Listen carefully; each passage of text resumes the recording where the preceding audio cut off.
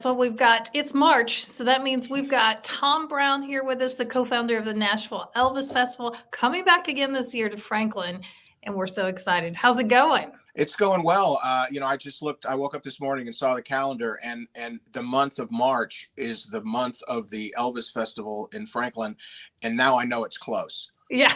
When I was seeing November, December, January, I was like, it's in March, but now I'm actually within that month. And Brian and I, my co-producer Brian Mays and I, it's real now. Yeah.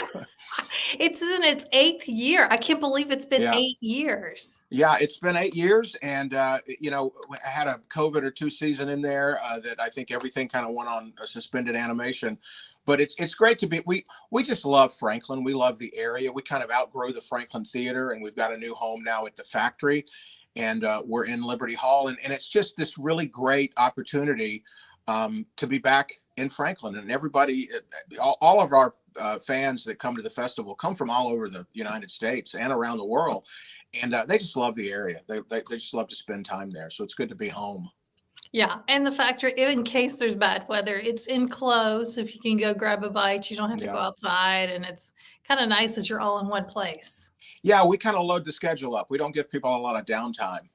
So this is really easy. They get to go out and go shopping, and there's so many new restaurants and things now in the Factory since all the renovations have been in place. And it's just we've got 10 shows over about 4 days, and so there's just a lot going on, and a lot of entertainers coming in, a lot of contestants coming in from all over the world and around the country, and like I said, the Elvis fans that are coming, and it's family really. I mean, all these the fans that come to us, they make friends from everywhere, and they keep in touch throughout the year and kind of meet back up in Franklin. Yeah, you mentioned fans, not only from the United States, but around the world. I've met a couple over the years. Tell me some of the furthest places people tend to come from. We've got a contestant last year that is returning with us this year from Japan, and he is back. We've got 6 countries represented from around the world. We've got Great Britain and Norway and Germany and Brazil and Japan and Chile. And about, I think, 7 or 8 states that are there. And so fans from really all of those areas that are coming to support their contestant. I mean, we're part festival and part competition because we'll select someone to send to Memphis to compete in the Ultimate Championship, the Elvis Tribute Artist Championship in August at Graceland. So it's kind of all things together. We're a competition and an exhibition. Yeah. Yeah. So the exhibition part, I think, is so fascinating because you always have such interesting guests to talk about little aspects of Elvis' life that you may not have even thought about. Where, the guys that we have, the tribute artists that we have, spend so much time researching Elvis and finding out exactly what he did, what he wore, and how he moved and how he interpreted a song. But one of the very special things that we're doing this year, and I'm really proud of it, is on opening night, which is March 21st. We're recreating Elvis's performance at the Mid-South Coliseum when Elvis performed live back in his hometown. And it was on the album Elvis as Recorded Live in Memphis. The cover of the album is Graceland. You may have seen that album cover. That's just the Graceland Mansion.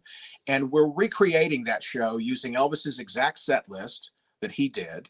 We're our tribute artist is one of the Ultimate Champions who won in 2009 in Memphis, Bill Cherry. He's wearing what they call the King of Spades jumpsuit. It's an exact replica of the jumpsuit that Elvis wore at that concert in Memphis. And we're performing the concert 50 years and one day later.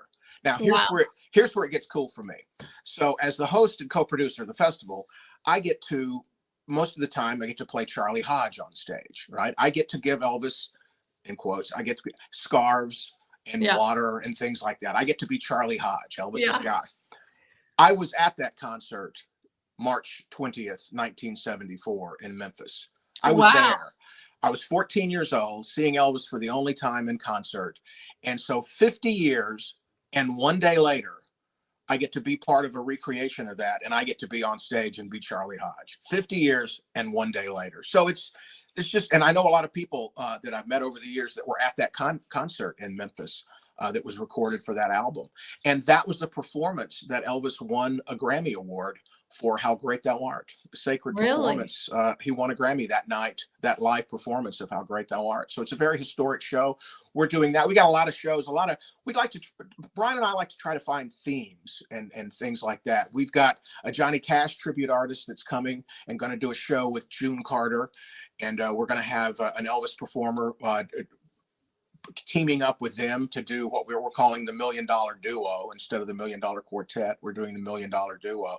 And we just got so many different things all on our website, NashvilleElvisFestival.com. And you know what we're seeing, Donna, is we're seeing so many new fans that have gotten into Elvis in the last couple of years because of the movie with Austin Butler playing Elvis and Tom Hanks playing Colonel Parker, directed by Baz Luhrmann.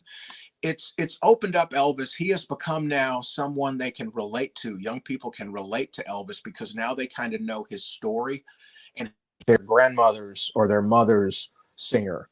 You know, they have to have their own generational connection with someone. And in this TikTok, Facebook, social media world, a lot of different things are being shared with young people about Elvis's story and his music, and they're discovering the man in the music. And that's what I love to do. That we see so many new faces in the crowds now. I've been hosting festivals around the country for the last year or so, and we see a lot of young people that are discovering the story of Elvis, and that's what's so exciting. And that's what's so exciting about being that close to Nashville, because Nashville was such a big part of Elvis's recording career. Recorded about 300 or so songs at RCA Studio B right there in downtown Nashville. So there's quite a Nashville connection in Elvis's career. Yeah. Yeah, that's what I love about this festival because, like I said, you do some really interesting things like that, recreating the concert, and then the Yeah. tribute artists are amazing. I always feel like I need to tell people, or you can help us explain, these are not impersonators. These are tribute artists, like you said, spend a lot of time Yeah. researching, and it's unbelievable how their performances. Thanks for that, that opportunity, because it's in 2007, Graceland realized that Elvis impersonators weren't going away. And they felt that Elvis was being represented in a way that was somewhat, I don't want to say detrimental, but in not the best light. I always say it was like the drunk guy at the Christmas party putting on a jumpsuit and performing, and saying thank you very much, thank you, and really really bad sideburns and wigs. And Graceland decided to not eliminate that, but to polish it off a little bit and do something that was worthy of Elvis. So the term they came up with was Elvis tribute artist. And what these guys do, and I always compare it to Tom Cruise. We know Tom Cruise is an actor, but we go sit in the dark for 2.5 hours and watch Top Gun, watch him fly a jet. Now, strangely, Tom Cruise really can fly a jet. He can really fly a helicopter, but we're watching a movie. We're watching him jump off a mountain on a motorcycle in a Mission Impossible movie. And for that moment, it's real. For that moment, he's jumping off the cliff on the motorcycle, and we watch the movie and we enjoy it. But we never really, truly forget that he's Tom Cruise, an actor playing a part. But another part of our brain takes over, and we sit back and we enjoy the ride. And that's what a good Elvis tribute artist does. An Elvis tribute artist studies Elvis, studies his moves. They are so serious about their job that Bill Cherry, the guy who will be doing the Elvis show from the Mid-South Coliseum on opening night, he'll be wearing the jumpsuit that he'll be wearing the rings that Elvis wore on the proper fingers, the necklaces, multiple rings. Every one of these guys studies Elvis to bring a true performance, a true tribute to Elvis. So I always say it's kind of like an actor. They're never Elvis on stage. They never speak to the audience as Elvis. They speak to the audience as themselves. But it really gives you an opportunity to kind of sit back and like I say, if you got to see Elvis, there may be moments that you're like, oh man, I remember what it was like. I have flashbacks of being there with Elvis. And if you never got to see Elvis, to see a live, real, breathing human doing these songs. Elvis recorded like 700 plus songs. The band, our Infinity tribute band, they learned all of these songs. And, just because Elvis did Blue Suede Shoes, I've seen the band ask a tribute artist, the tribute artist says, I want to do Blue Suede Shoes. And the band says, well, do you want to do Blue Suede Shoes that he recorded in 55, the version he did for Loving You, the movie, the version he did for GI Blues, the one that he did in Vegas in 69, or the one he did in Memphis in 74. I mean, so just because Wow. one song, there could be 10 or 12 different versions of that song. And these guys learn all those things, and they just bring you back to a time that you get to sit back, like I said, and enjoy a concert, and get the closest that you can to. We'll never replace Elvis. These guys, they say there's only one Elvis, but they bring it as close as they possibly can. Yeah, I have to agree with that. Some of them I've seen, I'm like, wow, I never got to see Elvis, but I feel like I Yeah, am seeing him in that moment as I yeah. watch some of those performances. And it's fun because I get to, when I'm on stage, I get to sit and I get to look out at the faces of the audience, and all the ladies who remember Elvis when they were girls in the 50s, they become 16 years old again because they're screaming and yelling. And if Elvis gave out scarves, our guys are going to give out scarves. So and it just becomes so much love for Elvis. And like I said, the audience never forgets, the performer never forgets, but everybody just has a great time recreating and remembering the Elvis music. And it's just it's a lot of fun. And I always say, there may be somebody in the audience. You're the person that got drugged to this show. You're the driver, and you had some people that want, so you're there. We'll have you won over by the end of the night. Oh, yes. Because it's just so much love in the room and so much fun. And I always say that Elvis makes friends. He made friends when he was alive. He brought people together when he was alive, and he's still doing it today, all these years later. It's interesting. You mentioned the movie that came out a couple of years ago, which Mhm. I think has definitely piqued a lot of interest. But I guess because I've been doing this, I also hear Elvis mentioned in several ways a lot lately that I hadn't really thought about. I went to see the Tina Turner musical, and they mentioned Elvis because she Yeah. was in Tennessee and she was deciding where she wanted to go to pursue music. And they're like, you should go to Memphis. We're hearing about Elvis.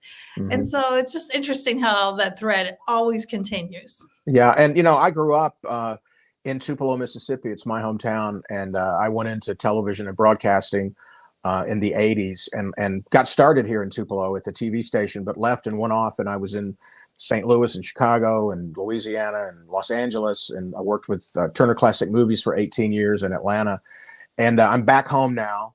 I'm hosting a morning radio show back in my hometown in Tupelo.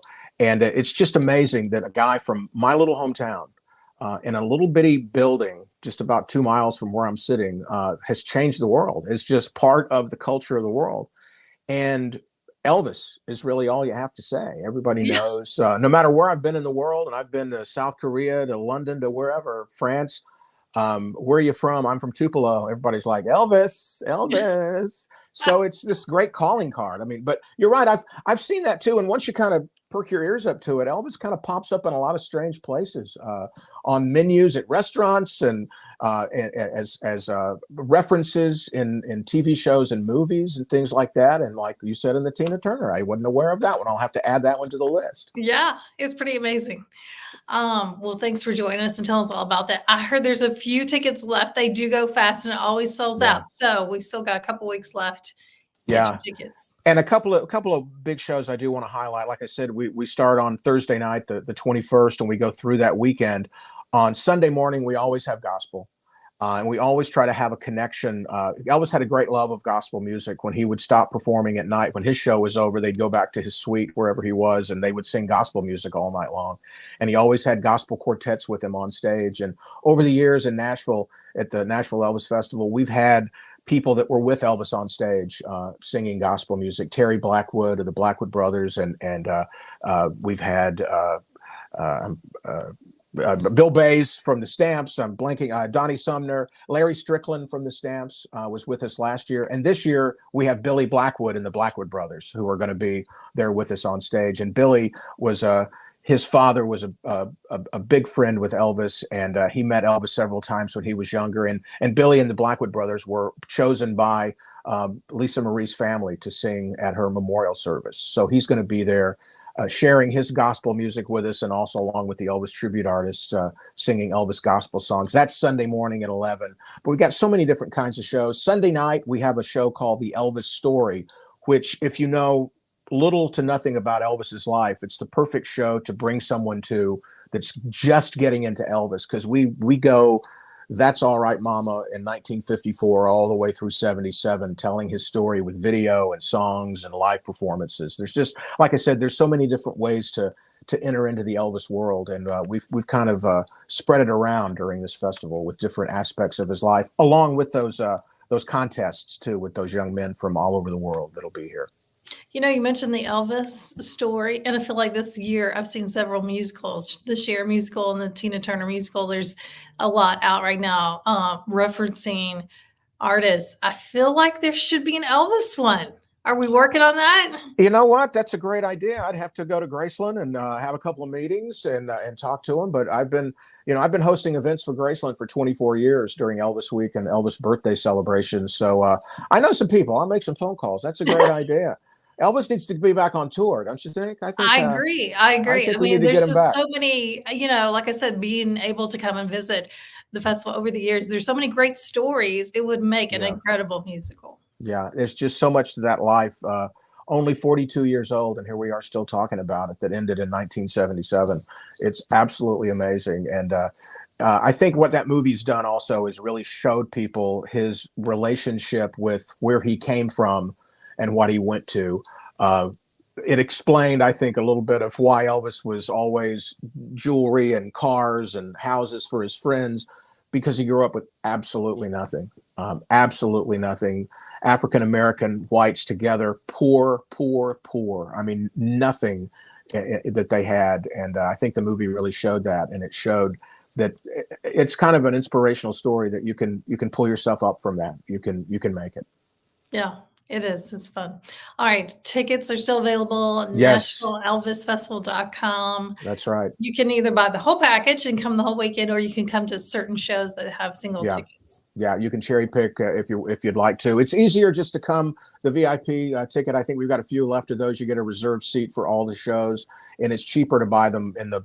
We've got a general admission package too that you can buy that's cheaper than cherry picking a bunch of shows, because I've seen people say that they're going to come to one show, and then I end up seeing them and they're like, we're buying them for the rest of the day or the rest of it. We should have allowed more time for this. So it's going to be fun. There's a lot of returning faces I can't wait to see there in Franklin at the factory. Yes. Well, hey, thanks again. Thank you. Always good great to see you. Come see us. Yeah. It's in Franklin. Go see the festival. You won't be disappointed. It starts up on Thursday, March 21st, all through that weekend. We'll see you there. 24th, right? That's right. That's right. All right. We'll see you soon. Thank you. Thanks, Donna. I'll see you next year.